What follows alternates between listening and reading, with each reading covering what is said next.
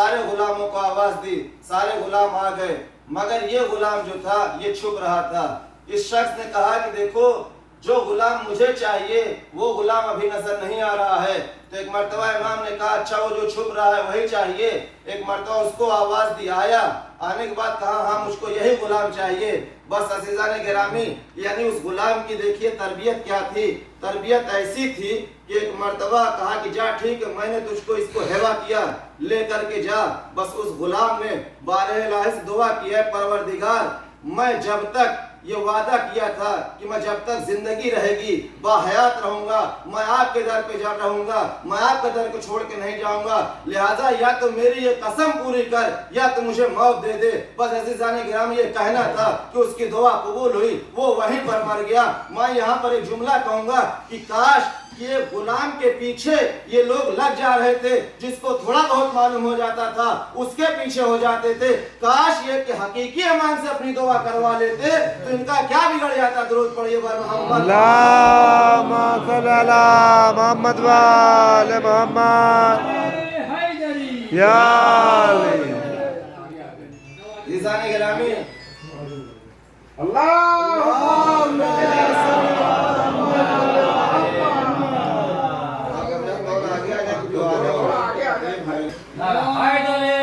یا علی، اللہم صلی علی محمد و آل محمد۔ دیکھیے مجلس خطابت میں اگر کوئی ڈسٹرب ہو جاتا ہے نا پھر جو چیز انسان بیان کرنا چاہتا ہے جو چیز رہتا ہے تو پھر وہ صحیح نہیں رہتا۔ درود پڑھیے بر محمد و آل محمد۔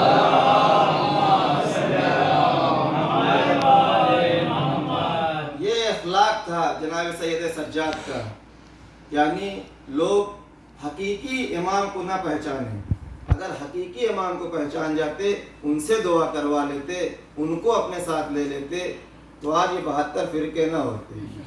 یہ امام سجاد کا تھا عزیزان گرامی۔ ایک مرتبہ ایک واقعہ ہے، ایک محب اہل بیت یعنی محب جناب سید سجاد تھا، ہر سال حج پر جاتا تھا تو کچھ نہ کچھ امام کو خدمت میں ہدیہ لے کر کے جاتا تھا، یعنی جناب سید سجاد کے ہدیہ دیتا تھا۔ تو ہر سال جاتا تھا، ہر سال ہدیہ لے کے جاتا۔ تو ایک سال اس کی بیوی نے کہا، شاید یہ واقعہ آپ لوگ نے بارہا سنا بھی ہوگا، اس کی بیوی نے کہا کہ آپ کس کے لیے ہدیہ لے کے جاتے ہو؟ آپ ہر سال ہدیہ لے کر کے جاتے ہو لیکن کیا وہ آپ کو کچھ ہدیہ دیتے ہیں؟ جیسے ہی یہ کہا شوہر ایک دم غیظ میں آ گیا کہ اے عورت یہ تو نے کیا کہہ دیا، یہ جو تو نے کہا ہے یہ امام تک وہ خبر پہنچ گئی ہوگی۔ درود پڑھیے بر محمد، اللہم صلی علی محمد و آل محمد۔ حج کے ایام آئے، آنے کے بعد تیار ہوا، یہ گیا حج کے لیے، حج کرنے کے بعد مدینے آیا، مدینے میں آ کر کے امام سید سجاد کی خدمت میں حاضر ہوا۔ اس وقت حاضر ہوا کہ جب امام کھانا کھا رہے تھے۔ کہا امام نے کہ اے شخص بہت اچھے وقت پر آیا، بیٹھ اور دسترخوان میں بیٹھ کھانا کھا لے۔ وہ شخص بیٹھ گیا، کھانا کھلانے لگا۔ اب امام کا اخلاق دیکھے، امام فوراً اٹھے، اٹھنے کے بعد پانی لیا، کہا کہ اے شخص آ، تو میرا مہمان ہے میں تیرے ہاتھ دھلاتا ہوں، تو میرا مہمان ہے میں تیرے ہاتھ دھلاتا ہوں۔ یعنی کہ یہ کہتا ہے محب اہل بیت کہ دیکھو میں یہ گستاخی نہیں کر سکتا، میں آپ کا ہاتھ دھلاؤں گا۔ پھر امام نے کہا کہ دیکھ تو میرا مہمان ہے، تو میرا مہمان ہے، میزبان کا حق بنتا ہے کہ وہ ہاتھ دھلائے۔ کہا نہیں مولا میں یہ گستاخی نہیں کر سکتا، میں آپ کا ہاتھ دھلاؤں گا۔ تو ایک مرتبہ امام نے کہا کہ ٹھیک ہے آج تو میرا ہاتھ اگر دھلائے گا تو میں آج تجھ کو کچھ ایسی چیز دوں گا کہ تو بھی یاد کرے گا۔ عزیزان گرامی ہاتھ دھلانا شروع کیا، جب ایک تہائی حصہ پانی گر چکا کہا کہ روک دیکھ کیا اس کے اندر؟ کہا مولا وہی پانی ہے۔ کہا نہیں غور سے دیکھ۔ اب جو غور سے دیکھا تو سخت زمرد موجود تھے اس کے اندر۔ پھر ایک مرتبہ امام نے کہا پانی ڈال، پانی ڈالنا شروع کیا۔ کہا کہ پھر رک جا دیکھ اس کے اندر کیا ہے۔ اس کے بعد اس کے اندر دیکھنا شروع کیا، کہا مولا وہی پانی ہے۔ کہا نہیں غور سے دیکھ۔ اب جو دیکھا غور سے تو وہ پانی یاقوت بن چکے تھے۔ پھر اس نے ایک مرتبہ پانی ڈالنا شروع کیا، پانی ڈالتے ڈالتے جب تشت بھر گیا کہا کہ اب دیکھ لے کہ اس کے اندر کیا ہے۔ کہا کہ مولا وہی پانی۔ کہا نہیں غور سے دیکھ۔ اب جو غور سے دیکھا تو وہ پورا تشت سفید موتیوں سے بھرا ہوا تھا۔ ایک مرتبہ امام نے کہا کہ لے جاؤ، لے جا کر کے اپنی بیوی کو دے دے، ہم اہل بیت کسی کا احسان نہیں رکھتے۔ درود محمد وآل محمد یا علی. یہ ہے جناب سید سجاد کا اخلاق. اور صحیح اخلاق ایک مرتبہ جناب سید سجاد مدینے میں کھانا تقسیم کر رہے تھے کہ ایک شخص آیا جو یہ شخص کربلا کے میدان میں تھا. اس نے دیکھا کہ امام کھانا دے رہے ہیں. دیتے دیتے امام کے قریب وہ گیا, غور سے امام کو دیکھ رہا ہے. کہا کہ جب اس کو کھانا دیا امام نے تو وہ شخص کہتا ہے کہ اے مولا آپ مجھ کو پہچان نہیں رہے ہیں, اگر آپ مجھ کو پہچانتے ہوتے تو یہ کھانا نہ دیتے. امام خاموش رہے. پھر اس نے سوال کیا, پھر امام خاموش رہے. جب تیسری مرتبہ کہا کہ آپ حقیقتاً مجھے نہیں پہچان رہے ہیں, تو ایک مرتبہ امام سجاد رو کر کہتے ہیں میں تجھ کو کیسے بھول جاؤں گا. کل جب ہم تیرے مہمان ہوئے تھے وہ تیرا اخلاق تھا کہ تو نے پتھروں کی بارش کی تھی. یہ اہل بیت کا گھرانہ ہے, کہے دشمن بھی آ جائے گا, یہ میرا اخلاق ہے. وہ تیرا اخلاق تھا, میں تیرا مہمان تھا, جس طریقے تو نے پیش کیا یہ میرا اخلاق ہے, یہ تو آج میرا مہمان ہے. چونکہ تو دشمن بھی ہے لیکن ہمارے در پر آتا تو کوئی خالی نہیں جاتا. درود پڑھیے محمد.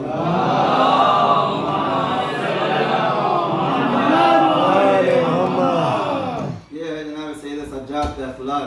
عزیزان گرامی, سید سجاد ایک مرتبہ مدینے میں ایک شخص تھا, بہت یعنی کہ کہا جائے کہ بہت بد چلن انسان تھا, بہت بدبخت انسان تھا. یعنی پورے مدینے میں اس نے کوئی ایسا گھرانہ یا کوئی ایسا آدمی نہیں تھا جس کی بے عزتی نہ کیا ہوگا الا جناب سید سجاد کے. ایک شخص تھا, اسے پوچھنے لگا کہ کہا کہ میں نے مدینے میں ہر کسی کی بدنامی کی, ہر کسی کی بے عزتی کی الا جناب سید سجاد کو. دوست کہتا ہے کہ دیکھ ہرگز یہ سوچنا بھی مت, یہ اہل بیت ہیں, یہ جناب سید سجاد ہیں. پھر بھی لہذا جناب سید سجاد جا رہے تھے کہ ایک مرتبہ اس کی عادت تھی, یہی عادت تھی, لیکن امام سجاد کے اخلاق سے دیکھیے کس طریقے لوگ بدل جاتے ہیں. جاتے جاتے امام کا امامہ پکڑ کے کھینچا, امامہ پکڑ کے جیسے ہی کھینچا امام سید سجاد مڑ کر دیکھنے کے بعد کہتے ہیں کیا شخص, یعنی اس سے سوال جواب کیے. پھر اس کے بعد اس شخص نے کہا کہ کیا میری توبہ معاف ہو سکتی ہے. اس شخص نے کہا اللہ توبہ دروازہ کھولا ہوا ہے.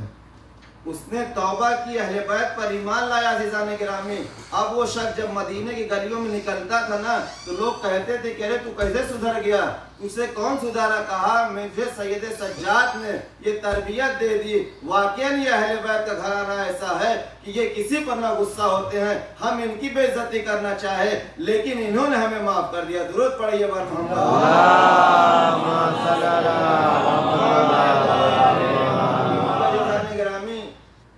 جب رسول اللہ کی حدیث بھی تھی کہ اہل بیت یعنی میں اور علی اس کے جو ہیں امت کے باپ ہیں, امت کے باپ ہیں. لہٰذا جب رسول اللہ ختم ہو گئے تو امامت کا دور آیا تو اب علی باپ ہوئے. علی کی بات یعنی کہ اب مولا علی کو چاہے جتنی بھی اذیت ہو, کچھ بھی ہو, گلے میں پھندا پڑے. آپ دیکھیے ایک یہودی تھا, جب جناب امیر المومنین حضرت علی ابن ابی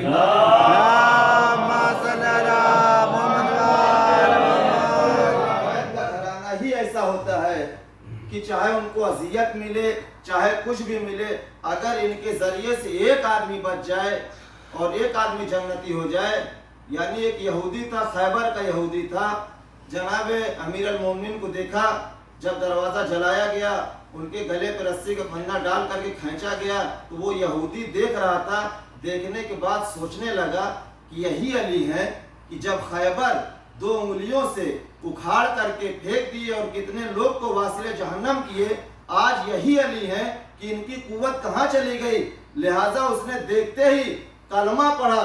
یہی وجہ سے مولا علی جب بھی یعنی کوئی بھی اہل بیت کا چاہنے والا کوئی بھی ہوتا تھا اذیتیں برداشت کر لیتا تھا لیکن کسی ایک آدمی کو جہنم سے جانے کے لیے روک لیتا تھا. درود پڑھیے بار محمد.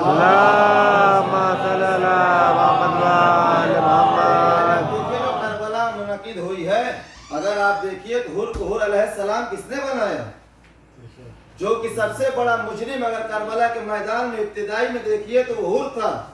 لیکن امام حسین کے پاس آیا، آنے کے بعد حر علیہ السلام ہو گیا. کیوں؟ کیونکہ یہ امت کے باپ تھے، ان کو اذیتیں برداشت کرنا تھی، دین کو پھیلانا تھا، اسلام کو بچانا تھا. یہی تو مولا کہہ کے نکلے تھے کہ میں جا رہا ہوں اپنے نانا کے دین کو بچانے کے لیے.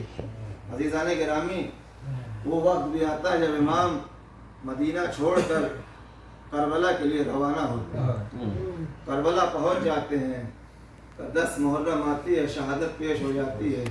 عزیزان گرامی، آپ توجہ کریے کہ ابھی آپ نے سنا کہ جس کے ہاتھ کا دھون موتیوں میں تبدیل ہو جائے، اسی ہاتھوں میں ارباب عزا زنجیریں، ہتھکڑیاں اور بیڑیاں پہنائے گی. جزاکم اللہ خیر الجزا. خدا آپ کو کوئی غم نہ دے سوائے غم سید الشہداء کے. ہاں ارباب عزا، وہ وقت بھی آتا ہے کہ ایک مرتبہ قافلہ قید ہوا. قید ہونے کے بعد کہتے ہیں کہ دیکھو ہر اونٹ پر 2 بیویاں سوار ہوں گی. لیکن ارباب عزا تصور کریے، یہ اعلان کیا گیا چونکہ جناب سکینہ اپنے بابا سے بہت پیار کرتی تھی، جناب سکینہ کو اونٹ پر اکیلے بٹھلایا جائے گا. بس ارباب عزا جناب سکینہ کو اونٹ پہ اکیلے جب بٹھایا گیا اور قافلہ جب چلتا تھا نا، تو جناب سکینہ رو کر کہتی ہیں بابا، اے پھوپھی اماں میں اکیلے اونٹ پر نہ بیٹھوں گی، مجھے اتار لو. اے پھوپھی اماں مجھے اتار لو. جب ملعونوں نے دیکھا کہ جناب سکینہ ہاتھ اٹھا کر کے دعا کر رہی ہیں، ایک مرتبہ ملعونوں نے اونٹ کو بٹھلایا. بٹھلانے کے بعد ارباب عزا پھر وہ ظلم کیا. خدا کسی پر وہ ظلم نہ کرے. یہ وہ ظلم ملعونوں نے کیا کہ ایک مرتبہ اونٹ کو بٹھانے کے بعد ننگی پیٹھ پر جناب سکینہ کو اونٹ کی رسیوں سے جکڑ دیا گیا.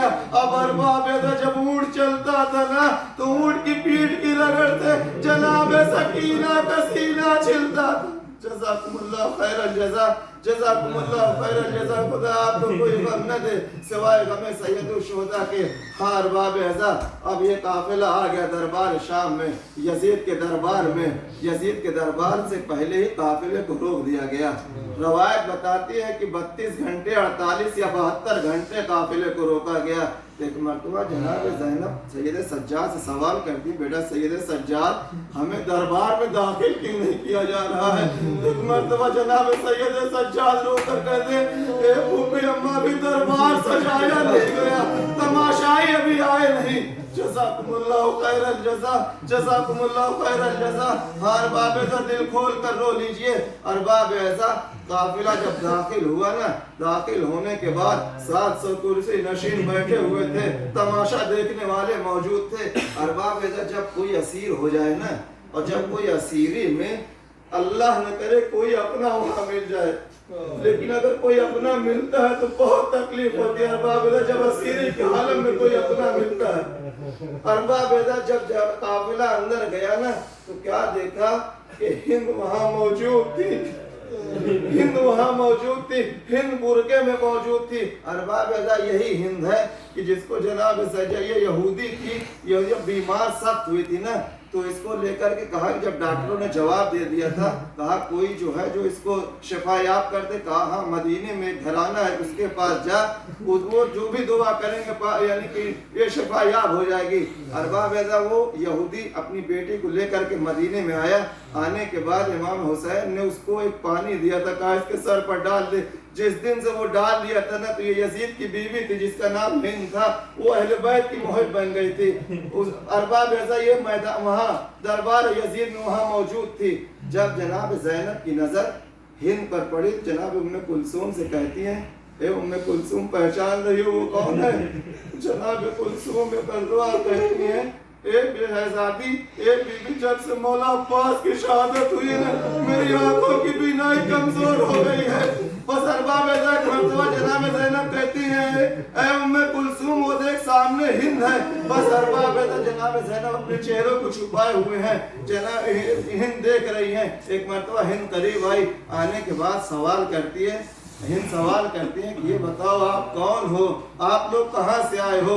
ایک مرتبہ کہتے ہیں کہ ہم مدینے کے رہنے والے ہیں, مدینے سے آئے ہیں. ایک مرتبہ جب مدینے کا نام سنا نا, اب ہند تڑپ گئی. ارباب اعضاء تڑپنے کے بعد اب ہند سوال کرنا شروع کرتی ہے. کہا کہ آپ مدینے میں کس محلے سے ہیں؟ کہا محلہ بنی ہاشم میں ہے. اب ہند کا اور وہ بڑھا. ایک مرتبہ پھر پوچھتے ہیں کہ یہ بتائیے کیا ہند میں آپ میرے مولا حسین کو جانتے ہیں؟ مولا حسین کو جانتے ہیں؟ بس ارباب اور جناب زینب جواب کیا دے. ایک مرتبہ کہا وہ کیسے خیریت سے ہیں؟ کہا مولا عباس کو جانتے ہیں. سب کو پوچھتی گئی, جب کو پوچھتی گئی. ایک مرتبہ جناب زینب کہتی ہے ہند کیا تو ان کے بہنوں کو نہیں پوچھا گی وہ کہاں ہے؟ بس ایک مرتبہ ہند بیتاب ہو گئی. کہا اے بی بی ان دربار میں, یہ شرابیوں کے دربار میں ان بیویوں کا نام مت لینا. بس ارباب اعضاء سب کا بندر ٹوٹا. ایک مرتبہ جناب زینب نے اپنے چہرے سے بالوں کو ہٹایا. ہٹانے کے بعد ارے پہچان لے میں زینب ہوں. جزاکم اللہ خیر الجزا, جزاکم اللہ خیر الجزا. خدا آپ کو کوئی غم نہ دے سوائے غم سید الشہداء کے. ارباب اعضاء جیسے ہی ہند نے سنا, ایک مرتبہ اپنے برقعے کو اتارا اور زمین پر پھینکا. اے یزید ملعون, ارے تو نے یہ کیا کیا جس نے ہم کو بندہ سکھایا اور تو نے کو بنوایا میرے گھر آیا. جزاکم اللہ خیر الجزا, جزاکم اللہ خیر الجزا. خدا آپ کو کوئی غم نہ دے سوائے غم سید الشہداء کے. ارباب اعضاء یہاں ایک واقعہ اور بھی ملتا ہے. ایک مرتبہ جناب سکینہ پیاس سے جاں بلب ہوتی ہیں, پانی مانگتی ہے بوبی اماں سے. تو بوبی اماں کہتے بیٹی کو بولا یہاں پر پانی نہ ملے گا. ایک مومنہ اس چیز کو دیکھ رہی تھی. ارباب اعضاء وہ فوراً گلاس میں پانی لی. لانے کے بعد جناب زینب کو کہا کہ یہ پانی اپنی بیٹی کو پلا دیجئے. بس ارباب اعضاء جیسے ہی پانی کو دیا نا, ایک مرتبہ وہ بی بی جو بھی دعا کرانا کہ اپنی ساری دعائیں بھول گئی. ایک مرتبہ کہتی بی بی اے بی بی جب آپ کی بیٹی پانی پی لینا تو میری کچھ دعائیں ہیں کر دینا. بس ارباب اعضاء ایک مرتبہ جناب زینب نے کہا بیٹی اے بیٹی پانی بعد میں پینا, پہلے اس کی دعا کو قبول کر, پہلے اس کے لیے دعا کر دے. بس ارباب اعضاء یہ کہنا تھا کہ ایک مرتبہ کہا بتا کیا تیری دعا ہے؟ کہا کہ میری پہلی دعا یہ ہے کہ تم جس طریقے یتیم ہوئے ہو دعا کر دو میری بچیاں اس طریقے یتیم نہ ہو. بس ارباب اعضاء جناب سکینہ نے دعا کی. پھر ایک مرتبہ اس نے دعا کی. دعا کرنے کے بعد پھر کہتے کہ ایک دعا اور ہے کہ میں کہہ دے کہ میرے جس طریقے تم یتیم ہوئی ہو اس طریقے یتیم نہ ہو. اور دوسری دعا یہ ہے کہ دعا کر دے کہ میرے مولا حسین مدینے میں رہتے ہیں وہ خیریت سے ہو. بس ارباب اعضاء ایک مرتبہ جناب زینب تڑپ گئی. تڑپنے کے بعد کہتی ہے کیا تم مدینے کو جانتی ہو؟ کہا مدینے میں میرا آقا حسین رہتا ہے, میرا مولا عباس رہتا ہے. بس ارباب اعضاء یہ سننا تھا کہ ایک مرتبہ جناب زینب کہتی ہے اے ام حبیبہ ارے تم نے پہچانا نہیں, ارے میں زینب ہوں. ایک مرتبہ ام حبیبہ کہتی مجھے یقین نہیں آتا یہ ام حبیبہ تھی ارباب اعضاء جس کو جناب زینب نے قرآن سکھایا تھا. جب قرآن لے کر آتی تھی نا تو قرآن جناب زینب کا طواف کرتا تھا. بس ارباب اعضاء دوڑی ہوئی خیمے میں گئی, قرآن کو لے کر کے آئی. آنے کے بعد ارباب اعضاء اب جناب زینب کے سامنے جیسے قرآن رکھا, قرآن طواف کرنا شروع کیا. ام حبیبہ بے ہوش ہو گئی. واہ حسینہ واہ حسینہ. اللہ اللہ علی قوم الظالمین وسیعلم الذین اتقوا پروردگار پروردگار کے بیمار کربلا کے سب کے شفا کامیاب دینا فرما. پروردگار جو مقروض ان قرض عطا کر دے, جو بیمار کربلا کے سب کے شفا فرما. جو مقروض ان کے قرض کو ادا کر دے, جو اولاد ان کو اولاد دے دے. پروردگار ہم سے اگر کوئی کوتاہی رہ گئی ہو یا پڑھنے میں کچھ اگر غلطی ہو تو اسے معاف کر دینا. پروردگار ہماری آخری دعا یہ ہے کہ ہمارے وقت کے امام کے ظہور میں تحقیق فرما, ان کے غلاموں کو شمار فرما. ماتم حسین.